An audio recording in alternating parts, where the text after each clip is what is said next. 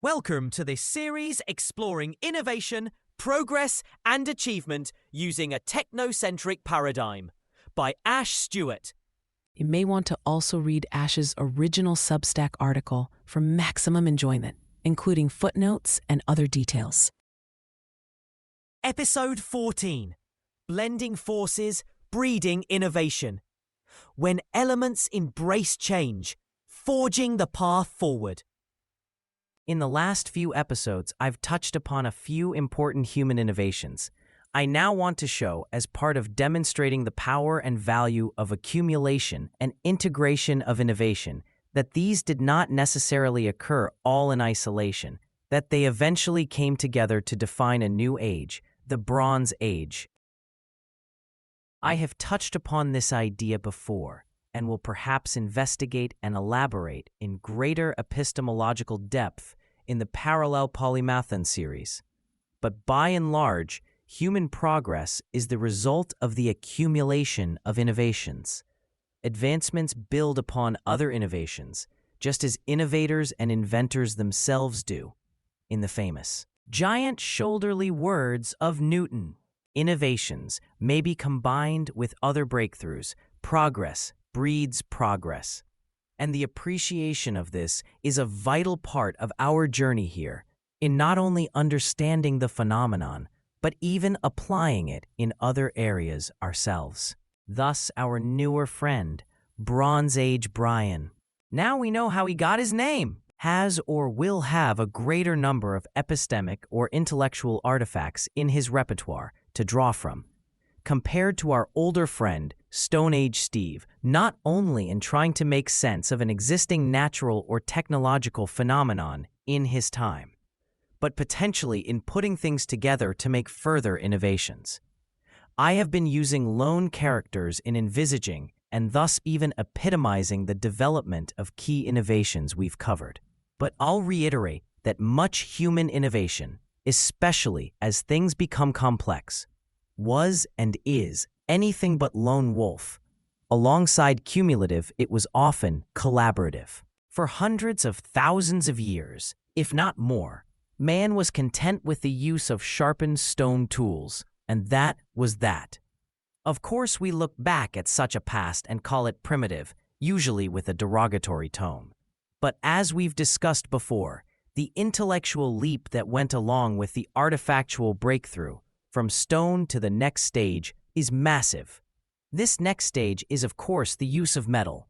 Stone was abundantly and conspicuously available all around humans in their hunter-gatherer and even later, early agricultural existence. And there was no real upfront effort in making stone the source of whatever artifact you wanted to build. Let's go back in time in our usual fashion and explore how Brian might have brought about the Bronze Age. Hot takes! We go back to our cozy setting where we've met Brian previously. A burning fire on which he's cooked some juicy meat and is accompanied by his trusty canine pal, Bruno. Brian is bored. There's some wet mud in the surroundings since it had rained a while ago, and Brian is just playing, creating funny shapes with the wet mud. A bone, a ball, a disc. He then throws some of them into the fire, not giving it much thought. The next day, he notices that these molded clay objects he threw into the fire have hardened and look somewhat attractive, or at the very least, novel and intriguing. Brian, since he's been part of our journey here, already knows about the innovations we've previously covered. Fire, of course, but also the cylindrical and circular objects he's been playing with. See previous episode. You can see where I'm going with this. The key point I'm making here is the realization that fire can change the properties of materials available in the surroundings. That was probably the first breakthrough. It would have led the curious, like our friend, to experiment with other materials as well. Again, we don't know for sure how exactly the idea of pottery, making pots on a wheel, might have come about, but picture Brian playing with the logs and discs. Maybe he placed some of that clay, the wet mud, on such a circular device while it's turning, ... Boredom can lead to all sorts of behavior, but at some point, humans stumbled upon the idea of making hollow, circular objects by shaping clay on a rotating wheel. And combined with the phenomenon of hardening clay using fire, they would have come to appreciate the practical utility of such a device, the pot. This practical device, essentially a container, can be put to many uses. For example, Brian can now carry some water from the nearby stream more reliably than in cupped hands and pour it on the meat cooking on the fire, first for fun, but then because the meat turns out tastier after a nice sizzle. More practical uses ensue: storage of food, especially wet foods, but also cooking food items going beyond just meat on direct fire. As we've seen with the development of the wheel in the previous episode, this would more likely have taken a long time of iterative experimentation. We cannot be fully sure, but the above thought experiment should illustrate a likely trajectory of development, which matters because we're trying to position ourselves epistemically at that point prior to such innovation materializing. An alloyed good. But there is another material innovation that is even more, well, material. What we have traced above, the observation by humans that subjecting certain materials to intense heat changes their properties, and permanently, is perhaps something that happened very early on in the Stone Age, but took some time to be embedded in the consciousness, at least from a practical standpoint. Over time, humans would have experimented with this, and I suspect the intellectual leap in the idea of using high temperatures to extract metals from their ores was a precursor to its eventual implementation. This is because the typical temperatures needed for smelting metal, above 1,000 degrees Celsius, would have required some conscious arrangement, and not so much of an accident of casually throwing ores into an open fire. Let's take a closer look at how they specifically got to bronze. Bronze is not a metal, it's an alloy, a combination of metals, mainly copper. The first metal man encountered might have been copper, in particular, naturally occurring metallic copper, called native copper. However, as you probably have experienced using copper wire for an electrical experiment, copper is not very hard.